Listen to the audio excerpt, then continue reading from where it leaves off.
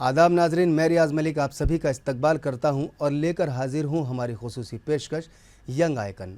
आज हमारे प्रोग्राम में एक ऐसी मुमताज़ इल्मी तहकीकी शख्सियत मौजूद हैं जिन्होंने माशियात, अवामी पॉलिसी, मालियाती उमूर और समाजी तरक्की के मैदान में 2 दहाइयों से ज़ायद अरसे तक नुमाया खिदमात अंजाम दी हैं।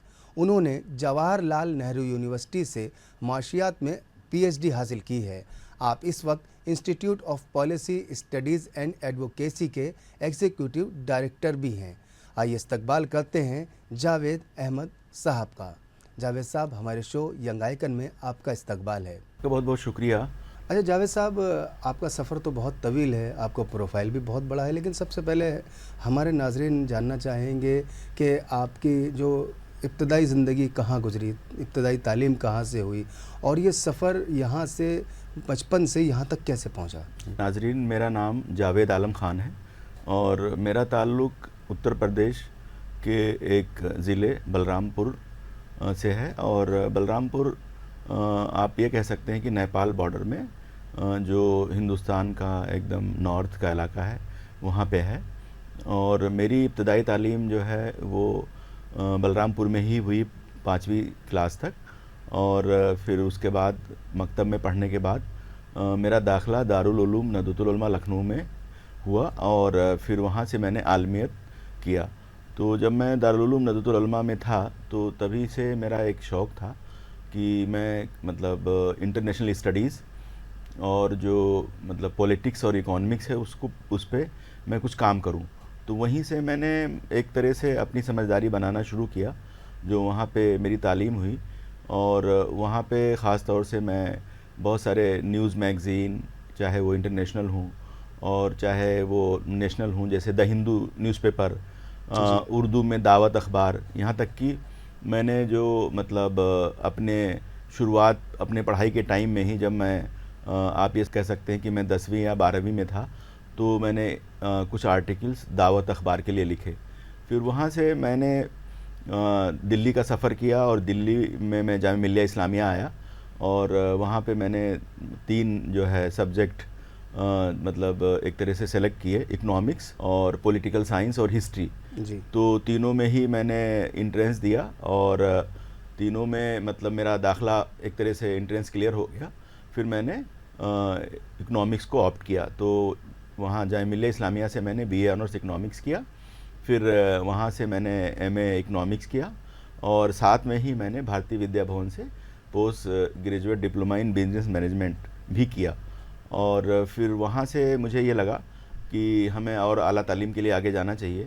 तो घर वालों का दबाव था कि जर्नलिज़म किया जाए जी। जामिया के मास कम्युनिकेशन से मतलब सेंटर से। किसी का दबाव था कि मुझे जो है MBA करना चाहिए। फिर मुझे ये लगा कि हम पहले जो है तालीम के लिए जाएं JNU, फिर वहाँ देखें।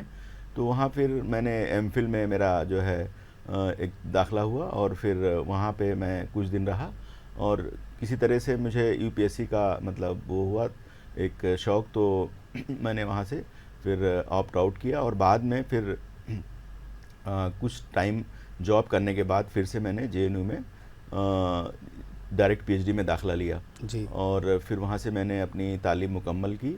वहाँ से मेरा जो टॉपिक था PhD का वो था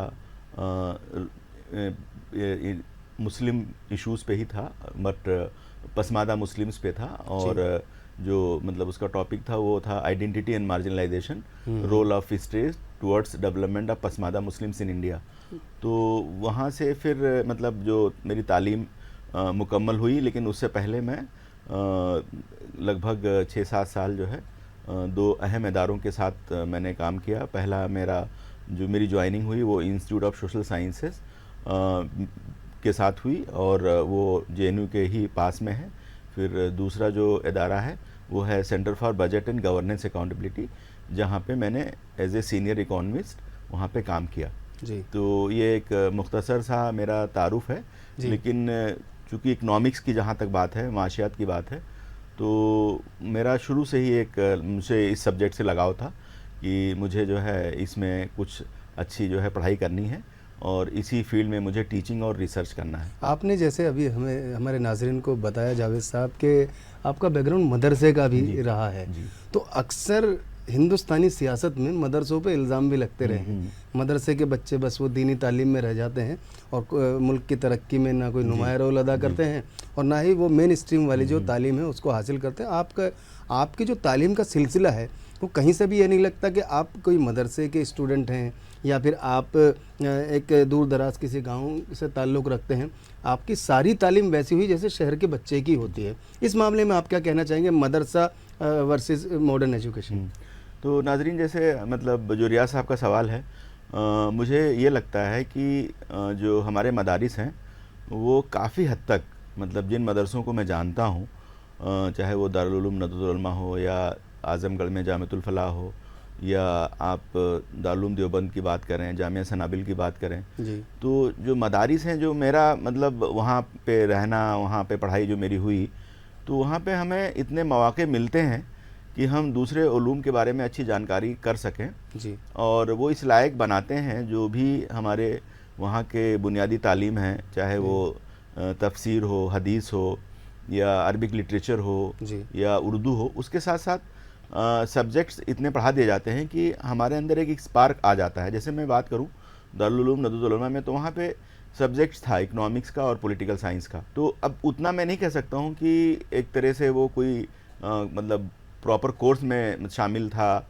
या उस पर बहुत ज़्यादा फोकस दिया जाता था, लेकिन जो स्टूडेंट या जो बच्चे वहाँ पे ये चाहते कि उनको आगे इस फील्ड में काम करना है, तो उनके लिए वो एक तरह से बुनियादी एक मतलब एक कोर्स के तौर पे काफ़ी मददगार साबित होता था। और जहाँ तक आपने सवाल किया कि मदारिस के बच्चे मतलब जो हमारे मॉडर्न सब्जेक्ट्स हैं उसमें उनका कंट्रीब्यूशन या उनका मतलब आना, तो मैंने देखा है कि मतलब जामिया मिल्लिया इस्लामिया के इकोनॉमिक्स डिपार्टमेंट में मदारिस से काफ़ी बच्चे आते थे। इवन अलीगढ़ में भी मैंने देखा है।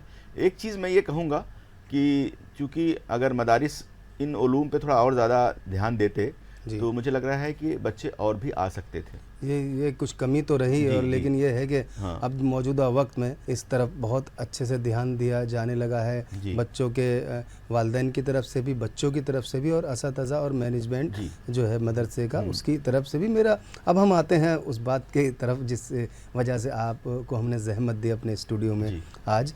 गुज़िश्ता 20 बरसों के दौरान हिंदुस्तानी मईशत में आपको सबसे बड़ी मुस्बित और मनफी तब्दीलियाँ कौन सी देखने को मिली हैं? अगर देखिए, जो मतलब जब मईशत की बात करते हैं जी, इकोनॉमी की बात करते हैं, तो एक बुनियादी समझदारी ये होती है कि इकोनॉमिक्स जो है वो प्रोडक्शन की बात करता है, पैदावार की बात करता है, डिस्ट्रीब्यूशन की बात करता है जी। और अगर हम देखें तो अगर इन्हीं दोनों मतलब टर्मिनोलॉजी को, इस्तिलाह को देखें जी, मतलब प्रोडक्शन को या जो इनकम है या जो डिस्ट्रीब्यूशन है जी, उसको अगर हम लोग देखें तो हमारे इकोनॉमी में तमाम सेक्टर में इजाफा हुआ है जी, इसमें कोई शक की बात नहीं है। हमारी जो जीडीपी है वो 3 बड़े सेक्टर को मिला के बनती है, जिसमें हमारा ज़राअत, एग्रीकल्चर, जी, फिर इंडस्ट्री, सनात और फिर उसके बाद सर्विस सेक्टर, खिदमात। ये जो आपने अभी हमसे बताया हमारे नाज़रीन को कि बढ़े हैं हम आगे, तो ये पिछले 20 बरसों का आपका तजर्बा है या पहले से ही चला रहा है या अभी हाल फिलहाल में ही सब हुआ? देखिए, इकॉनमी हमारी ग्रेजुअली बढ़ी है, लेकिन जैसे क्या था कि मतलब 90 के बाद, 91 के बाद जो एक माशी इस्लाह हुआ जिसे हम इकोनॉमिक रिफॉर्म कहते हैं, तो उसमें क्या हुआ कि पहले हमारा सेक्टर ज़्यादातर एग्रीकल्चर बेस्ड था जी। तो एग्रीकल्चर इकॉनमी का कंट्रीब्यूशन मतलब हमारे जीडीपी में जो ग्रॉस डोमेस्टिक प्रोडक्ट है उसमें ज़्यादा था जी। फिर क्या हुआ कि जब माशी इस्लाह हुआ तो हमने बहुत सारे सेक्टर्स में दूसरे प्राइवेट प्लेयर्स को या हम कहें जो निजी कंपनियां हैं उनको इनवाइट किया, उनको सपोर्ट किया, उनको छूट दी, तो उनके आने की वजह से क्या हुआ, कुछ हद तक इंडस्ट्री डेवलप हुई। फिर उसके बाद जो सर्विस सेक्टर है जिसमें आपके ट्रांसपोर्ट हैं, एजुकेशन है या आपके सिविल एविएशन है, बैंकिंग है, इंश्योरेंस है, ये सेक्टर बहुत क्लोज सेक्टर थे जी। तो आईटी सेक्टर। तो उसके बाद क्या हुआ, इवन आप मीडिया जिसके बारे में हम बात कर रहे हैं, मीडिया का भी मतलब रोल बहुत ज़्यादा नहीं था। जैसे आपने कहा कि हम पहले ज़राअत पे पूरी तरह से मुनहसिर थे और उसके बाद हमने जो कंपनीज हैं उनको इनवाइट किया, तो ये ज़राअत वाला जो सेक्टर है हम किस ईयर तक उस पर पूरी तरह से मुनहसिर थे? अगर हम देखें तो हम 80s में ज़्यादा हमारा रुझान एग्रीकल्चर पे था, और उससे पहले क्या था कि मैं थोड़ा आप लोगों को और पीछे ले जाना चाहूँगा कि चूंकि जब आज़ादी हुई तो आज़ादी के वक्त हमारे पास जो एक मुल्क का जो कॉन्सेप्ट था वो उस तरह से नहीं था। हमने बहुत सारे रियासतों को जोड़ा और एक मुल्क बनाया। तो हमारे पास जो मतलब एक तरह से इकोनॉमी का बहुत ज़्यादा असेसमेंट नहीं था, हमारे पास जो हमारे ह्यूमन रिसोर्सेज हैं उसका असेसमेंट नहीं था, हमें नेचुरल जो रिसोर्सेज हैं उनके बारे में ज़्यादा आइडिया नहीं था। तो हमने प्लानिंग कमीशन बनाया और प्लानिंग कमीशन ने फिर मनसूबाबंदी का काम किया।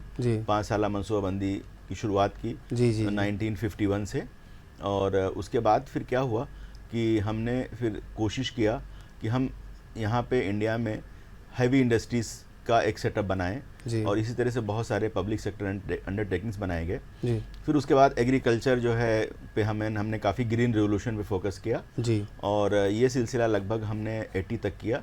और उसके बाद धीरे धीरे करके जब जो हमारी मतलब पब्लिक सेक्टर कंपनीज थी उन्होंने भी सपोर्ट किया प्राइवेट सेक्टर को बढ़ाने में। और चूँकि सारे जो मटेरियल्स थे, स्टील बनना है तो स्टील जाहिर सी बात है कि वो प्राइवेट सेक्टर में खपत होगी, तो गवर्नमेंट ने उसका सेटअप बनाया। ऐसे ही जो है बहुत सारे पीएसयूज अलग अलग ज़रूरतों के हिसाब से बनाए। तो इंडस्ट्रियलाइजेशन हमारा ज़्यादा जो ग्रो हुआ है वो 80 के बाद से ग्रो हुआ, और फिर उसी के बाद जो है 91 के बाद से जो रिफॉर्म हुआ फिर सर्विस सेक्टर का दौर शुरू हुआ। और इसमें जो आपने मुझसे पूछा कि तब्दीलियाँ क्या हुई मुस्बत और मनफी, तो मैं ये कहूँगा कि हमारी इकॉनमी बढ़ी, हमारा इंफ्रास्ट्रक्चर बढ़े, हमारे बहुत सारे सेक्टर्स में मतलब एक तरह से ग्रोथ हुआ और एम्प्लॉयमेंट भी बढ़ा।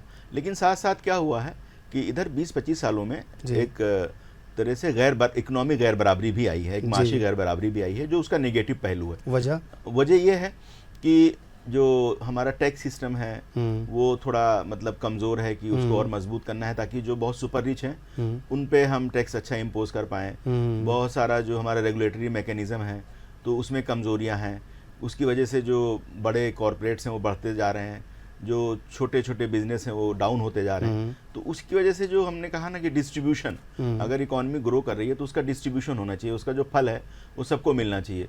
और उसमें जो है ख़ास तौर से जो मतलब छोटे बिजनेस हैं, किसान हैं, जो गरीब तबका है, उनको ज़्यादा फ़ायदा मिलना चाहिए। लेकिन अभी क्या है कि जो इकोनॉमिक गैर बराबरी है, जैसे मैं छोटा सा आपको एक एदाद शुमार भी देता हूँ कि इस वक्त मतलब हिंदुस्तान की 10% टॉप आबादी जो है वो हमारे 60% जो वसाइल जो रिसोर्सेज हैं उन पे उनका कब्जा, उनका दबदबा है। तो ये एक मनफी पहलू है। मुस्बत पहलू ये है कि हाँ, हमने जो है बहुत सारे सेक्टर्स को बढ़ाने की कोशिश की, लेकिन एग्रीकल्चर सेक्टर के कॉस्ट पे, बट एग्रीकल्चर भी नेग्लेक्ट हुआ है। एग्रीकल्चर को सपोर्ट देने की ज़रूरत अभी भी है। जी, बहुत अच्छी बात आपने बताई। जाहिर सी बात है कि एग्रीकल्चर ये जो है सदियों से जो है किसान देश कहलाता है, लेकिन एक वजह ये भी है कि अब जैसे जैसे आबादी बढ़ी है तो ज़मीनें सिकुड़ती चली जा रही हैं। जहाँ पहले गाँव खेत हुआ करते थे, आज बड़ी बड़ी इमारतें हैं, और साथ ही साथ इसके पैरेलल में हमारे मुल्क की आबादी भी बढ़ रही है। तो आने वाले वक्त में एक बहरान पैदा हो सकता है ज़राअत को लेकर। इस बात पर भी वाकई बहुत ध्यान देने की ज़रूरत है। जावेद साहब, मेरा अगला सवाल आपसे है कि आप क्योंकि रिसर्च में रहते हैं, गवर्नमेंट पॉलिसीज़ पे आपकी नज़र रहती है, बजटिंग पे आपका बहुत काम है, अवामी पॉलिसी और बजट साजी का आम शहरी की ज़िंदगी पर किस तरह से असर पड़ता है? बहुत अच्छा सवाल है आपका ये, और ख़ास तौर से अगर हम बात करें कि जो हमारी पॉलिसियाँ हैं वो हमारी पॉलिसियाँ दरअसल लोगों के खुशहाली पर असरअंदाज हों, तो हम ये मानेंगे कि अवामी पॉलिसी है। और अगर देखें तो अगर अवामी पॉलिसी की बात करें तो हमारा जो बजट बनता है उसके लिए 3 बड़े सेक्टर हैं, और वो 3 बड़े सेक्टर में एक तो उमूमी सेक्टर है जिसको हम जनरल सेक्टर कहते हैं, दूसरा है एक इक्तिसादी सेक्टर जिसे हम इकोनॉमिक सेक्टर कहते हैं, तीसरा है सोशल सेक्टर। तो ये तीनों बड़े सेक्टर हैं जिस पे अगर हम माने कि हमारा 45 लाख करोड़ का बजट है मरकज़ी हुकूमत का, या कुल मिलाकर के करीब करीब अगर हम माने कि 100 लाख करोड़ से ऊपर का बजट पूरे हिंदुस्तान का है, तो इन तीनों बड़े सेक्टर पे खर्च किया जाता है। अब जो उमूमी सेक्टर है वो आमतौर से हुकूमत के जो इदारे हैं उन पे ज़्यादा खर्च होता है, या फिर जैसे कि हुकूमत चलाने के लिए आपको इस्टेब्लिशमेंट कॉस्ट चाहिए, बहुत सारी हमारे एडमिनिस्ट्रेटिव कॉस्ट चाहिए, फिर हमारे बहुत सारे एम्प्लॉइज़ हैं तो उन पे खर्च होगा, उनके बहुत ज़रूरतें दूसरी हैं ऑफिस से रिलेटेड, उन पे खर्च होगा। लेकिन आमतौर से जो हमारा पेंशन है, हमारा मतलब इंटरेस्ट जो हम अदा करते हैं गवर्नमेंट से, चूँकि हम अगर जो हमारा बजट बनता है उसका 1/3 हिस्सा हमको उधार लेना पड़ता है। अगर 100 रुपये का बजट आमतौर से माने है एक आम इस्तेलाह में, तो उसमें से 1/3 मतलब 33 मतलब रुपए जो है वो कर से आता है, तो उसको हुकूमत इंटरेस्ट पे करती है उसके मतलब अगेंस्ट में। तो इस तरह से करके अगर हम देखें कि इन तीनों सेक्टर पे जो सबसे अहम सेक्टर है वो इकोनॉमिक सेक्टर है और सोशल सेक्टर है। बिल्कुल। तो अगर आप हमसे बहुत डायरेक्ट इस पे चाह रहे हैं कि आवाम पे उसके मुस्बत असरात कैसे होंगे, तो सोशल सेक्टर में जैसे एजुकेशन है, हेल्थ है, तो सेहत और तालीम बहुत अहम जो है एक शोबा है, और फिर रोज़गार का। बिल्कुल। तो अगर इन तीनों पे हुकूमत ज़्यादा ध्यान दे तो जो आवाम की ज़िंदगी उसमें आसानी पैदा होगी। तालीम पे उनको कम पैसा खर्च करना पड़ेगा, सेहत पे कम पैसा खर्च करना पड़ेगा, रोज़गार पे वो ज़्यादा मौके मतलब बढ़ाए, उस पर ज़्यादा हुकूमत जो है डायरेक्ट खर्च करे, अपने यहाँ रोज़गार निकाले। बल्कि इन्हीं अगर सेक्टर्स हैं जिनमें हेल्थ एजुकेशन है, उन्हीं में ही रोज़गार पैदा कर सकती है वो। लेकिन अफसोस की बात यह है कि अभी भी जो एक बेंचमार्क एक जो हमने मतलब मुतय्यन किया था कि एजुकेशन पे 6% जीडीपी का खर्च होना चाहिए, लेकिन अभी हम 3 से 4% खर्च कर पाए हैं। सेहत पे अगर हम माने कि 3% जीडीपी का होना चाहिए, तो अभी हम 1.5 से 2% के आसपास खर्च कर पाए हैं। तो यहाँ पे मेरा मानना ये है कि हुकूमत की जो पॉलिसियाँ हैं वो आवाम की ज़िंदगी में मुस्बत एक किरदार अदा कर सकती हैं, लेकिन वो हुकूमत उनके लिए वो मौके पैदा करे और उसमें बजट जो है वो अच्छे से एलोकेट करे, मुख्तस करे, तो उसका फ़ायदा आवाम को डायरेक्ट पहुँचेगा। बहुत ही। तो ये एक मतलब छोटी सी मिसाल है जो मैंने आपको दिया। मेरा अगला सवाल आपसे पंचायती राज पे है। आपने मुकामी हुकूमतों और पंचायती राज इदारों के मालियाती इख्तियारात पर काफ़ी काम किया है। इन इदारों को मज़ीद मौसर बनाने के लिए किन किन इक़दामात की ज़रूरत पड़ती हैं? आपने मुझसे सवाल किया कि जो बजट मतलब बनता है या जो पॉलिसीज़ बनती हैं तो उसमें आवाम पे उसके मुस्बत असरात क्या होते हैं। तो यहाँ पे एक अहम सवाल ये भी है जो मतलब आपकी तरफ से नहीं आया, लेकिन मैं ये कह रहा हूँ कि क्या आवाम की हुकूमत के बजट साजी में शमूलियत है, पार्टिसिपेशन है?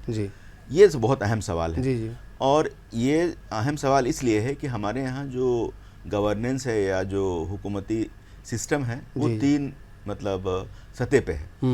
पहली सतह हमारी मरकज़ी हुकूमत है, दूसरी सतह हमारी सूबाई हुकूमतें हैं, तीसरी जो है हमारी इलाकाई हुकूमतें हैं, जिसके बारे में आपने मुझसे सवाल किया और आपने कहा कि मैंने उस पर काफ़ी रिसर्च किया है और काफ़ी ट्रेनिंग का काम किया है। तो यहाँ पे मैं ये मानूंगा कि चूँकि अगर आप हिंदुस्तान को देखें तो अभी भी लगभग 70% आबादी वो देही इलाकों में है, 30% के आसपास आबादी शहरों में है। लेकिन दोनों के लिए हुकूमत ने एक इंतज़ाम किया है, पंचायती राज सिस्टम है और फिर उसके बाद जो है हमारे जो अर्बन लोकल गवर्नमेंट्स या उनको बल्दियाती मतलब इदारे के हैं वो हैं। अब इनमें अगर देखें तो आवाम की शमूलियत यहाँ से ज़्यादा बेहतर की जा सकती है, बजाय कि मतलब बजट और प्लानिंग में, बजाय इसके कि मरकज़ी हुकूमत और सूबाई हुकूमतों में। तो इसलिए मैं इनको ये मानता हूँ कि ये जो मतलब सतह हैं दोनों, यहाँ पे अवामी शमूलियत बढ़ेगी, अवामी शमूलियत बजट बनाने में, प्लानिंग में बढ़ेगी। तो क्या होगा कि वो अपने जो लोकल नीड हैं, जो उनकी अपनी खुद की ज़रूरतें हैं आवाम की, वहाँ पे वो पहचान पाएंगे। और माशाल्लाह इसमें एक अच्छी बात यह है कि हमारे यहाँ उसके लिए बाकायदा एक तरह से आईनी प्रोविज़न भी है। अच्छा। हाँ, 73rd अमेंडमेंट और 74th अमेंडमेंट है, जिसको अगर आप पढ़ें तो इन इदारों को एक तरह से कानूनी जो है मतलब पावर इख्तियारात भी दिए गए हैं। लेकिन उसका किसी वजह से जो इस्तेमाल है वो अच्छे से नहीं हो पा रहा है। और उसमें एक अहम चीज़ मैं ये मानूंगा कि लोग हुकूमत तो बनाते हैं लेकिन वो उसको सेलेक्ट नहीं कर पाते हैं। तो इसलिए हुकूमतें अगर अवामी सतह पे हैं तो मैं ये मानूंगा कि यहाँ पे बेदारी की ज़रूरत है आवाम में, और आवाम को इन हुकूमतों के प्लानिंग में, इनके बजटिंग में शामिल होना चाहिए। फिर उससे जो है हम ये करेंगे कि उससे हम एक असर अच्छा छोड़ पाएंगे जब सूबाई हुकूमतें और बिल्कुल। मरकज़ी हुकूमतें अपना बजट बनाएंगी। बिल्कुल, इसमें आपके एक सबसे जो ख़ास अहम बात हमारे नाज़रीन को आपने बताई कि आवाम में बेदारी और फोकस करने की ज़रूरत है कि हमारे राइट्स क्या हैं। जी। जब हमें हमारे राइट्स ही पता नहीं होंगे तो हम डिमांड क्या करेंगे। अच्छा, मैं एक मुख्तसर आपसे एक सवाल का और जवाब चाहता हूँ कि आपने अक़वाम मुत्तहिदा और मुख्तलिफ़ बैनुल-अक़वामी फ़ोरम्स पर भारत की नुमाइंदगी की है। आलमी सतह पर भारत की तरक्याती पॉलिसियों को किस नज़र से देखा जाता है? जी, मुख्तसर जवाब। जी, बहुत मुख्तसर जवाब मैं आपको दूंगा इस बारे में कि मेरा जो मतलब रिसर्च वर्क रहा है, जी। तो वो काफ़ी हद तक जो बड़े थिंक टैंक्स हैं, जी। जैसे international development research centre Canada या यूनिसेफ या ऐसे मतलब बहुत सारे जो मतलब बैनुल-अक़वामी ऑर्गेनाइजेशन हैं, उनके साथ मेरा रिसर्च रहा है। लेकिन जो मेरा यूएन से जुड़ने का मतलब प्लेटफॉर्म मुझे मिला, वो था एक सस्टेनेबल डेवलपमेंट गोल्स, जिसे मतलब उर्दू में कहेंगे पायदार तरक्याती अहदाफ। जी। तो जैसे हमारे यहाँ प्लानिंग कमीशन या नीति आयोग जैसे इदारे काम करते हैं, जी। जो पॉलिसी साजी का काम करते हैं, तो यूएन का जो यूएनडीपी है, वो भी जो है तमाम दुनिया के मुल्कों को एक टारगेट देता है कि वो तरक्याती जो हदफ है उसको हासिल करें। तो एसडीजी जो है उसकी शुरुआत 2013 में हुई थी और उसका जो मतलब निफाज शुरू हुआ 2015-16 से हुआ है। और इसको हमें मतलब जो एसडीजी है, सस्टेनेबल डेवलपमेंट गोल है, उसको 17 अहदाफ में एक मतलब टारगेट किया गया है और इसमें तमाम तरक्याती जो है शोबे शामिल हैं। अब इसके मतलब बनाने में मैं मतलब मेरा रोल जो है या एक मतलब मुल्क की तरफ से रहा है कि जो हमारा बैंकॉक ऑफिस है साउथ एशिया, एशिया पैसिफिक का या पूरे एशिया का, तो वहाँ पे जो भी कंसल्टेशन होते थे तो इंडिया के मसाइल को लेके मेरा वहाँ पे मेरी नुमाइंदगी होती थी।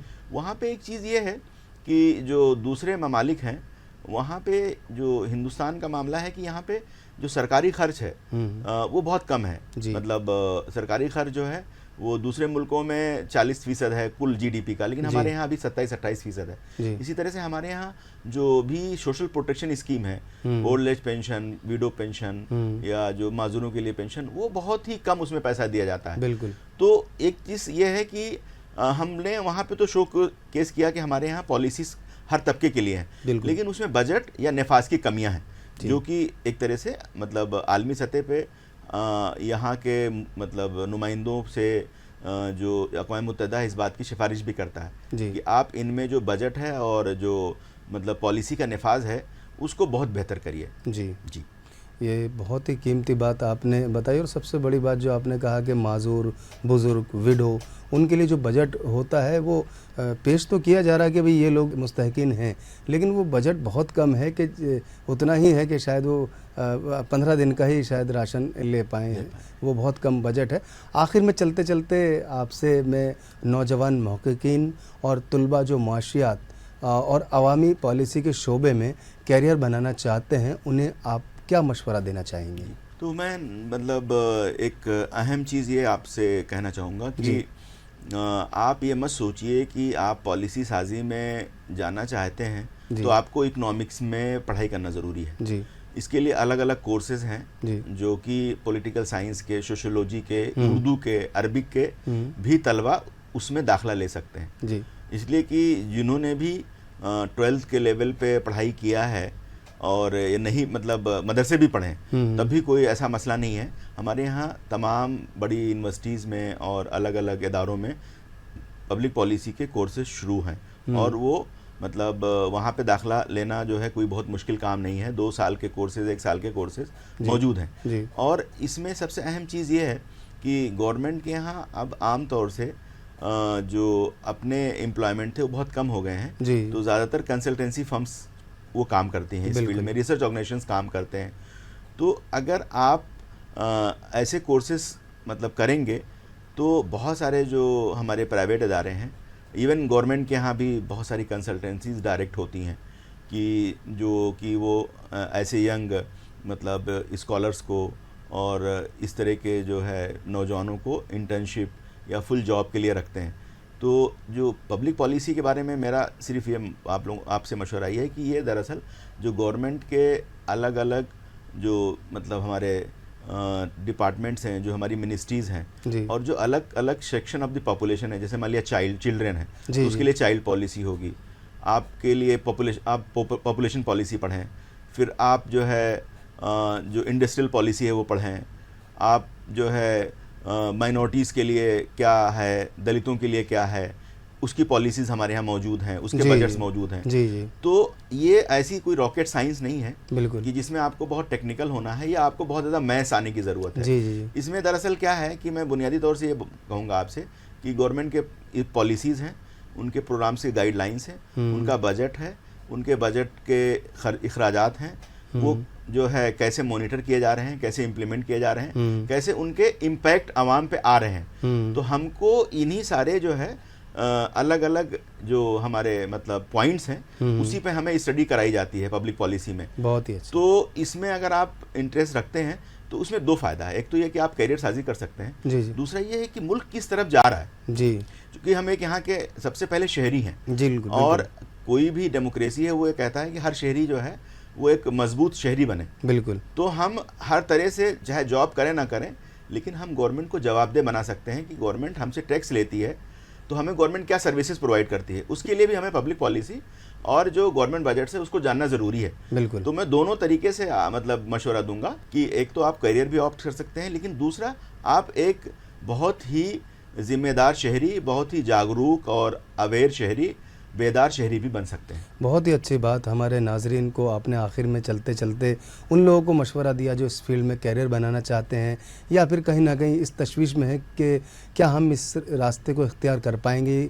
हम ये कर पाएंगे या नहीं कर पाएंगे। वैसे तो जावेद साहब आपका प्रोफाइल, आपका तजर्बा और आपका काम करने का एरिया इतना वास्ट है कि हमारे इस मुख्तसर प्रोग्राम में उसको समेटना बिल्कुल भी आसान नहीं है। फिर भी हमने कोशिश की कि कुछ अहम और ख़ास बातें आपके ज़रिए हम अपने नाजरीन को पहुँचाएँ और आपके इस ये मसरूफ़ तरीन जो आपका शेड्यूल रहता है रोज़ाना का, उस मसरूफ़ तरीन शेड्यूल में से आपने हमें अपना कीमती वक्त दिया, हमारे स्टूडियो तशरीफ़ लाए, आपका बेहद शुक्रिया। आपका बहुत बहुत शुक्रिया। तो नाजरीन, ये थे जावेद अहमद साहब जिनका काम तो बहुत बड़ा है, इस प्रोग्राम में समेटना उसको मुश्किल होगा, लेकिन इनकी खिदमत जो समाज के लिए भी हैं वो आप तक हमारे इस प्रोग्राम के ज़रिए ज़रूर पहुंची होंगी। मुझे उम्मीद है आपको हमारा आज का ये शो ज़रूर पसंद आया होगा। फ़िलहाल अपने होस्ट, अपने दोस्त रियाज़ मलिक को इस वादे के साथ दीजिए इजाज़त, अगले हफ्ते एक और शख्सियत के साथ फिर से हाजिर होंगे। तब तक के लिए खुदा हाफिज़।